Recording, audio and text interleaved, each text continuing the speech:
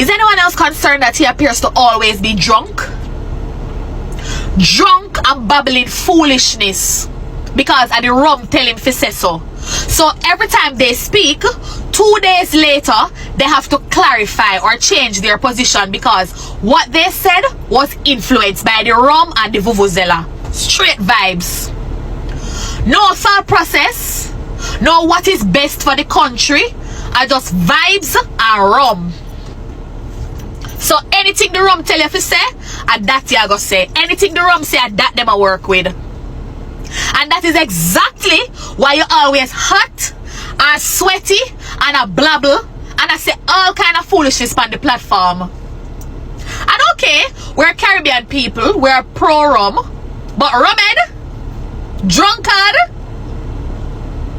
it's a bit much.